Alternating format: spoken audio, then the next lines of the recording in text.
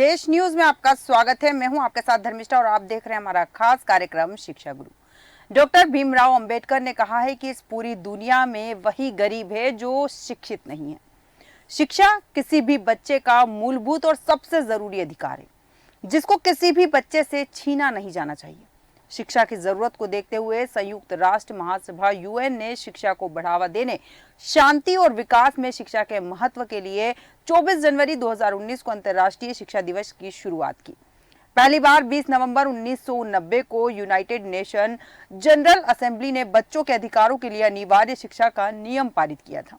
3 दिसंबर 2018 को United nation general assembly ने दुनिया भर में शांति और विकास में शिक्षा के महत्व को समझा और नाइजीरिया समेत 58 सदस्य देशों द्वारा अनिवार्य शिक्षा के लिए प्रस्ताव रखा गया। इसके बाद 24 जनवरी 2019 को अंतर्राष्ट्रीय शिक्षा दिवस की शुरुआत की गई और यूनेस्को एक संगठन जो शिक्षा पर ध्यान केंद्रित करना चाहता है कि हम समझें कि शांति के प्रति प्रतिबद्धता बनाने में शिक्षा जरूरी है। वर्ष के लिए समारोह का उद्देश्य ये बताना कि शिक्षा और शिक्षक नफरत भरे भाषण का मुकाबला करने में कैसे मदद कर सकते हैं। इस विषय पर विस्तार चर्चा के लिए हमारे साथ मेहमान जुड़ चुके हैं। प्रशांत शर्मा जी हमारे साथ जुड़े हैं, करियर काउंसलर। प्रशांत जी, देश न्यूज में आपका बहुत बहुत स्वागत है। जैसे कि हम बात कर रहे हैं अंतर्राष्ट्रीय शिक्षा दिवस, बड़ा सवाल है, शिक्षा का महत्व सभी समझते हैं, बावजूद इसके शिक्षा का स्तर है जो दिन पर दिन गिरता जा रहा है। क्या कुछ कहेंगे इस पर? सबसे पहले धर्मिष्ठा जी मैं ये कहना चाहूंगा कि हमारे शास्त्रों में भी ये बताया गया है कि ना चौरी चौरम, ना राज्य भारम, ना भ्रातृ भाजम, न च भारकारी वही कृत्य वर्धते एवं विद्या धन सर्वधन प्रधानम। कहते हैं कि ना तो इसको चोर चुरा सकता है, ना कोई भाई छीन सकता है, ले बांट सकता है, ना ही आपसे कोई राजा ले सकता है इसको।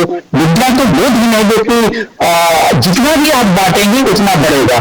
तो इसलिए शिक्षा को सर्वश्रेष्ठ धन माना गया है। और जो भीमराव अम्बेडकर जी ने इसमें अपनी बात कही थी कि वास्तविक में गरीब वो है जिसको शिक्षा नहीं मिली है, जो अशिक्षित रह गया है। इसलिए शिक्षा का होना और हर व्यक्ति का ये अधिकार है। हमें भारत शासन के द्वारा, हमारी सरकार के द्वारा भी अधिकार जोड़ा गया है कि हर बच्चे को शिक्षा का अधिकार है। बिल्कुल सही कहा आपने कि भारत सरकार ने भी नियम बनाया है कि हर बच्चे को शिक्षा का अधिकार है, लेकिन बावजूद इसके बहुत सारे बच्चे ऐसे हैं जो शिक्षा से अभी भी दूर हैं। कई बच्चे ऐसे हैं जो अनपढ़ है, कई बच्चे ऐसे हैं जो शिक्षा प्राप्त तो करना चाहते हैं लेकिन पढ़ नहीं पाते। कई बार मुफ्त शिक्षा की हम यहाँ बात करते हैं, सरकारी स्कूलों की हम बात करते हैं। सरकारी स्कूल की जब परिस्थिति देखते हैं, ना शिक्षक मिलते हैं, अगर शिक्षक मिल जाए तो स्कूल इतनी जर्जर अवस्था में होता है कि माता पिता वहां पहुंचा नहीं सकते और प्राइवेट स्कूल की फीस भरने के लिए माता पिता सक्षम नहीं हो पाते। ऐसे में बच्चे लगातार पढ़ाई से दूर होते जा रहे हैं। तो इस पर क्या प्रशासनिक अमला क्या कार्रवाई कर सकता है? सरकार इस पर कैसे ध्यान दे सकती है? देखिए धर्मिष्ठा जी, इसमें दोनों पहलू पे हम करके विचार करें कि इसमें आखिर जो गलती है वो किसकी है।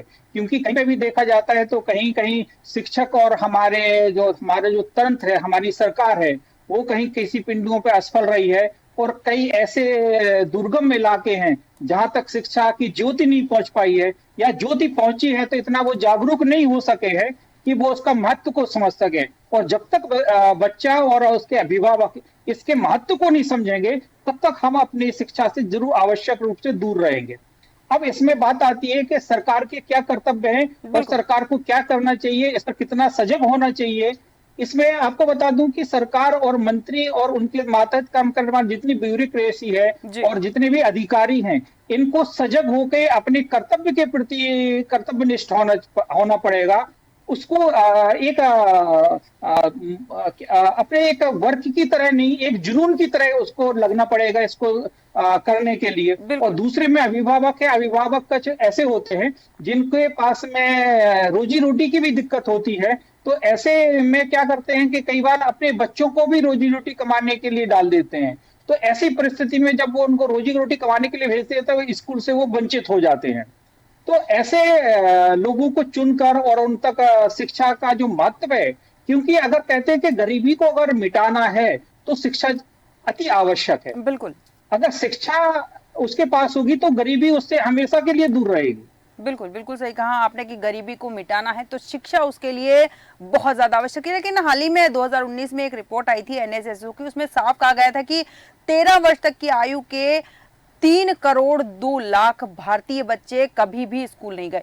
यह आंकड़ा बहुत ज्यादा नहीं है, क्योंकि 3 करोड़, अगर हम यहाँ बात करें, 3 करोड़ बच्चे ऐसे हैं जो कभी भी स्कूल नहीं गए। और हाल ही में एक रिपोर्ट आई थी ASAR जिसमें 13 साल से कम उम्र के 25% ग्रामीण बच्चे जो है शिक्षा से दूर हैं, और जो स्कूल जाते भी है तो उन्हें कक्षा 2 का पाठ तक पढ़ना नहीं आता। इसमें जो अगर किसी प्रकार से छात्र असफल है या बच्चा हमारे स्कूल तक नहीं पहुंच पा रहा है, तो हमारे शासकीय तंत्र की कहीं ना कहीं गलती है, क्योंकि उन तक वो अभियान नहीं पहुंचाया गया है और सरकार की योजना नहीं पहुंचा गई है। और अगर इस प्रकार से कोई कृत्य पाया जाता है तो सरकार को इसमें उचित कदम उठाना चाहिए, दंडात्मक कार्रवाई करनी चाहिए, चाहे वो शिक्षक के विषय में हो या उसके शिक्षक से जुड़े किसी भी अधिकारी के विषय में हो। अगर किसी भी अपने कर्तव्य से अगर विमुख होता है, वो कर्तव्य के प्रति सजग नहीं होता है, क्योंकि अगर वो सजग नहीं है तो निश्चित ही इसका प्रभाव जो है वो हमारे बच्चों के भविष्य पर पड़ता है, उनकी शिक्षा तंत्र पर पड़ता है। आपको देखना होगा कि जिस प्रकार से शासन ने अपने जो एजुकेशन कैलेंडर को डिजाइन किया हुआ है, तो उसके अकॉर्डिंग सत्र चल रहा है या नहीं चल रहा है, बच्चों की उपस्थिति कितनी आ रही है साला के अंदर। कई बार क्या होता है कि जो दूर दराज के इलाके हैं उनमें शिक्षकों का पहुंचना ही मुश्किल होता है, तो बच्चों का पहुंचना मुश्किल। हालांकि जो शासकीय तंत्र है उसने उनको निर्देश दिए शिक्षकों को कि वो शिक्षक उसी अपने शिक्षा मंदिर है, विद्यालय है, उसी क्षेत्र में वो अपना निवास करें, परंतु ऐसा वास्तविक में देखा नहीं जाता है कि वो निवास करते हो। वो निश्चित रूप से अप डाउन करते हैं और समय से भी कई स्कूल नहीं खोल पाते हैं, तो जिसका कारण होता है कि अगर बच्चा पहुंचता है और उसको स्कूल बंद मिलता है, शिक्षक नदारत मिलता है, तो भी उसका जो मन है वो कहीं ना कहीं उससे अलग हो जाता है और शिक्षा से दूर होता चला जाता है। बिल्कुल बिल्कुल प्रशांत जी, सही कहा आपने कि जो शिक्षक है वो उतना अच्छे से फोकस नहीं कर पाते बच्चों पर। कई बार शिक्षक लापता मिलते हैं, स्कूल में नहीं मिलते, तो बच्चों का मन कहीं कहीं उचट जाता है स्कूल जाने के नाम पर। एक चीज और जानना चाहूंगी प्रशांत जी यहाँ पर, जैसे हम अगर स्कूल की बात करें तो शिक्षक जो होता है बच्चों को इतना अच्छा पढ़ाता है या फिर बहुत अच्छी शिक्षा देता है, बहुत अच्छा इंसान बनाता है, लेकिन वही शिक्षक कई बार पढ़ाई के नाम पर या तो बच्चों से सफाई करवा रहा होता है, या बच्चों को पीट रहा होता है, या फिर बच्चे को जाति सूचक शब्दों के साथ इस्तेमाल कर रहा होता है, या फिर फीस नहीं भरने पर, या फिर ऐसी बहुत सारी घटनाएं सामने आती है जहां शिक्षक नहीं रहता, कुछ और ही बन जाता है।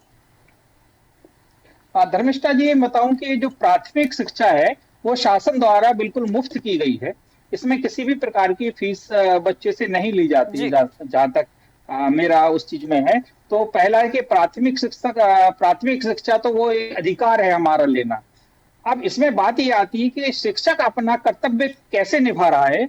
अगर शिक्षक अपना कर्तव्य नहीं निभाता है और कोई इसमें वो अपने कर्तव्य के प्रति सजग नहीं है, तो इसकी कार्रवाई उस शिक्षक के साथ उससे संबंधित जो उसका अधिकारी रिपोर्टिंग ऑफिसर है उस पर भी कार्रवाई होना चाहिए। क्योंकि अगर उस रिपोर्टिंग ऑफिसर पर कार्रवाई होगी, इसका मतलब ये हुआ कि रिपोर्टिंग ऑफिसर ने उसको क्रॉस टैली नहीं किया है। तो अगर जो रिपोर्टिंग ऑफिसर है उसके जितने से भी जो चेन होती है, हमारी हायरार्की है शिक्षा तंत्र में, कि टीचर होता है, प्रधानाध्यापक है, बीआरसी है, ब्लॉक ऑफिसर होता है, एजुकेशन जो डिस्ट्रिक्ट एजुकेशन ऑफिसर होता है, डीओ होता है, उसके बाद में संभागीय स्तर पे होता है, राज्य स्तर पे होते हैं, मंत्री होते हैं। तो वो इन चीज को अगर अपने अपने कर्तव्य के प्रति सभी सजग रहे तो निश्चित ही हम शिक्षा को उन्नति दे सकेंगे। और अगर हम सजग नहीं रहे तो हमारी जो स्थिति है वो नित्य प्रतिदिन गिरेगी। बिल्कुल सही कहा आपने कि अगर हम ध्यान नहीं देंगे इस ओर तो हमारी जो स्थिति है दिन प्रतिदिन गिरेगी। यहाँ पर एक चीज और जैसा कि आपने कहा भी है कि शिक्षा का अधिकार 86वें संशोधन अधिनियम 2009 के बाद से ही अनिवार्य शिक्षा की गई, और उसके बावजूद भी देश में कई बच्चे ऐसे, जैसे 6 से 14 साल तक की बात हम करते हैं, जिनको मुफ्त शिक्षा का अधिकार है, लेकिन उसके बाद भी कई बच्चे ऐसे जो शिक्षा से वंचित है। तो कहीं ना कहीं यहाँ क्या लगता है कि सरकार की असफलता है या फिर सरकार का इस ओर ध्यान नहीं रहता है? आपको मैं बताऊं, सरकार योजनाएं तो बहुत अच्छी बनी है, जिसमें आपने देखा होगा कि हमारे आंगनबाड़ी केंद्रों में भी बहुत अच्छी योजनाएं बनी है। उनको प्ले स्कूल भी जो इस शिक्षा वहां पे आंगनबाड़ी केंद्रों में दी जाती है। लेकिन बात जरूरत देखने की सरकार की इसकी है कि योजना बनाने के बाद वो ग्राउंड पर क्लियर उसकी जो इम्प्लीमेंटेशन है, उसका क्रियान्वयन है, वो किस रूप से किया जा रहा है, वो कहाँ तक उसमें आ रहा है। अगर कई ऐसी आंगनबाड़ी केंद्र हैं कि आपने देखा होगा कि सिर्फ उनके पास डेटा आ रहा है, ना तो वो समय से खुल रही हैं, ना ही समय से वो बंद हो रही हैं। कई बार चेकिंग पे पाई जाती है और उनको नोटिस दे के अपना और शो कॉज नोटिस दे के काम चला लिया जाता है।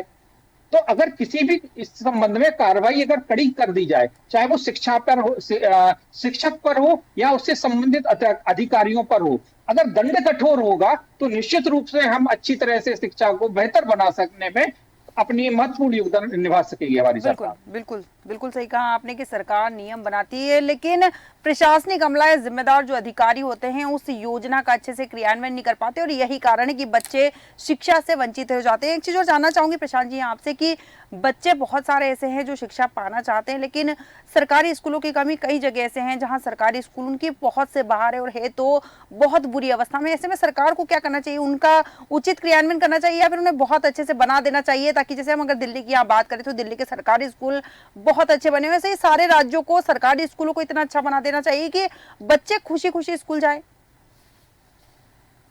बिल्कुल आपने सही कहा है कि इसमें एक मैं बता दूं कि शासकीय जो नियम है कि बच्चे को जो अगर 10 साल तक का बच्चा है तो ऐसी व्यवस्था है कि उसको 1 किलोमीटर से अधिक दूरी पर उसकी शाला ना हो, क्योंकि अगर अधिक दूरी पर शाला है तो वो शिक्षा पढ़ने में हो सकता है कि ना जाए, आनाकानी करे। इसलिए ऐसा ग्राउंड पर देखा गया है कि हमारे जो प्राथमिक शिक्षक हैं वो 1 किलोमीटर या 3 किलोमीटर के दायरे में उस चीज में क्षेत्र में होते हैं जहां जैसी ज्योग्राफिकल लोकेशन है उसके अकॉर्डिंग है।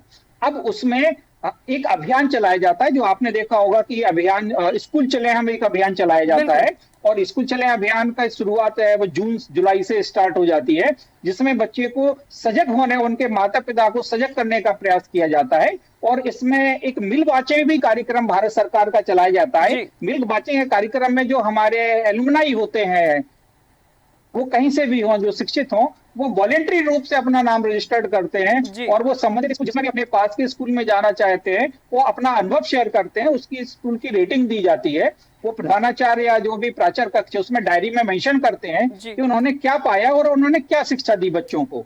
तो सरकार का ऐसा जो जिस प्रकार से जो योजनाएं हैं, यहाँ से फिर से बोलना चाहूंगा, योजनाएं बहुत अच्छी हैं, पर इस चीज में अधिकारियों को उनके क्रियान्वयन को लेकर सजग होना पड़ेगा कि वो क्रियान्वयन ग्राउंड पे हो रही है या नहीं हो रही है। वो क्रियान्वयन अगर सही तरीके से हो जाए तो इसमें आधी से ज्यादा अधिक समस्या हमारी हल हो सकती है। परंतु इसमें हमारे जो जिम्मेवार हैं, चाहे हमारे सिविल जो अभिभावक भी जिम्मेवार होते हैं, हमारे जनप्रतिनिधि जो है, चाहे वो विधायक हो, सांसद हो या सरपंच हो या पंच हो या जो सदस्य हो किसी भी कमेटी के, वो भी इसमें जिम्मेवार हैं। उन्हें समय समय पर जैसे अन्य जगह चेक करने के लिए वो जाते हैं, उसी प्रकार से इनको स्कूलों में भी चेक करना चाहिए कि स्कूल से समय पे खुल रहा है क्या, उपस्थिति शिक्षकों की प्रॉपर तरीके से है या नहीं है, इनका जो सिलेबस है बच्चों का अकॉर्डिंग टू हमारे कैलेंडर चल रहा है या नहीं चल रहा है। और अगर किसी भी प्रकार की कमी पाई जाती है तो इसमें शिक्षा अधिकारी को वो लिखित में इस चीज को जवाब दे सकते हैं, या अपन अपने जो सीएम हेल्पलाइन है उसमें भी नोट करा सकते हैं और वो चीजें संज्ञान में ली जाती हैं। तो हमें अपनी भागीदारी सुनिश्चित करनी होगी कि हम कहाँ पे कर सकते हैं। बिल्कुल और इनफैक्ट इसमें नागरिकों की जवाबदारी बनती है कि वो अपने पास के स्कूल में जाके अपने प्रिंसिपल से, प्रधानाध्यापक से उसमें सुझाव के रूप में वो अपनी बात को रख सकता है। अगर किसी भी प्रकार के उसके सुझाव को उचित है और उसको देखता है कि स्कूल में किसी भी प्रकार की कमी है तो वो फोन करके, आजकल कोई फोन नंबर मिल रहा है किसी भी ऑफिस के अधिकारी का, वो कोई बड़ी बात नहीं रह गई, और वो अपनी जवाबदारी इस पर सूचित करके निभा सकता है। बिल्कुल बिल्कुल बहुत सही बात कही है आपने कि जिम्मेदार अधिकारियों को अपनी जिम्मेदारी निभानी होगी, साथ ही जनप्रतिनिधि और जो अधिकारी उन्हें धरातल पर उतरकर उन स्कूलों में जाकर देखना होगा कि वहाँ क्या क्या कमियां हैं और उन कमियों को दूर करना चाहिए, क्योंकि खाली देखने से काम नहीं होगा, उन कमियों को उनकी दूर करना भी उनकी जवाबदारी है। एक चीज और जानना चाहूंगी यहाँ पर प्रशांत जी आपसे कि जिस तरह से आपने बताया कि जनप्रतिनिधि की जिम्मेदारी, जिम्मेदार अधिकारियों की जिम्मेदारी, लेकिन यहाँ शिक्षकों की क्या जिम्मेदारी? क्या शिक्षक कुछ ऐसा कर सकते हैं जिससे बच्चे, बहुत सारे ऐसे बच्चे जो पढ़ाई से दूर भागते हैं, वो पढ़ाई से दूर भागने की बजाय पढ़ाई से प्रेम करने लगे, ऐसा कुछ शिक्षकों को भी करना चाहिए? बिल्कुल करना चाहिए। आपने यदाकदा देखा भी होगा कि शिक्षक उसको सिखाता कैसे है। शिक्षक अगर अच्छा है और शिक्षक का पैटर्न अच्छा है सिखाने का, तो वो बच्चा निश्चित ही उस विषय के प्रति उसका लगाव बढ़ जाता है। फॉर एग्जाम्पल एक छोटा सा मैं उदाहरण बताऊं कि अगर बच्चे को किसी प्रकार की टेबल सिखानी है या पहाड़ा सिखाना है, तो इसके आजकल कई प्रकार के छोटे छोटे ट्रिक्स आते हैं कि बच्चे को खेल खेल में हम कैसे सिखा दें। और अगर वो ऐसे खेल में आता है जैसे किसी भी प्रकार के साइंस का नियम है, किसी भी प्रकार का जो होता है न्यूटन्स के नियम है, या अन्य प्रकार के हमारे जो साइंस में या मैथ्स में ट्रिक्स होती, कई जगह इस चीज में है। अगर हम उनको उदाहरण सहित और एग्जाम्पल्स के रूप में अगर बच्चों को कहें तो उनके जो पटल पे, बुद्धि पटल पे होता है, वो गहरा छाप छोड़ती हैं और उनको बच्चे को गेन करने में इंटरेस्ट आता है। कई ऐसे शिक्षक हैं कि जो कि बिल्कुल इंटरेस्ट लेके बच्चों को पढ़ाते हैं, परंतु कहीं पे वो भी शिक्षक हैं कि जिनका उन एरिया में वर्चस्व होता है, कई दिन स्कूल नहीं जाते हैं, एब्सेंट होते हैं, फिर भी प्रधानाध्यापक वगैरह उनकी अटेंडेंस कैसे काउंट करते हैं, और शिक्षा के जो बड़े बड़े आला अधिकारी हैं इससे कैसे अनभिज्ञ हो जाते हैं। मुझे थोड़ा सा इसमें कहीं प्रशासन के इम्प्लीमेंटेशन पर शक लगता है। बिल्कुल बिल्कुल सही कहा आपने कि बहुत सारे शिक्षक ऐसे हैं जो बच्चों को खेल खेल में पढ़ाते हैं। बच्चों को सिखाना और बच्चों को पढ़ाना उनके जीवन का लक्ष्य होता है, लेकिन कई शिक्षक ऐसे होते हैं जो लापरवाह होते हैं, जो समय पर स्कूल भी नहीं जाते, और उनके लिए बच्चों को पढ़ाना मतलब कह सकते हैं कि केवल सिलेबस पूरा करवाना, बच्चों को रट्टू तोता बनाते हैं। और कुछ शिक्षक ऐसे हैं जो बच्चों को लगातार पढ़ाते हैं, उनके मानस पटल पर अच्छी छवि अंकित करते हैं। बहुत बहुत धन्यवाद प्रशांत शर्मा जी हमारे साथ विस्तार चर्चा करने के लिए। यूनेस्को की एक रिपोर्ट के अनुसार 25 करोड़ बच्चे और युवा स्कूल से बाहर है और लगभग 76 करोड़ वयस्क जो हैं वो अनपढ़ है। भारत में शिक्षा का अधिकार 86वें संशोधन अधिनियम 2009 के बाद अनिवार्य किया गया, बावजूद इसके कई बच्चे आज भी शिक्षा से वंचित हैं। हमारे आज के खास कार्यक्रम में इतना ही। बने रहिए देश न्यूज के साथ।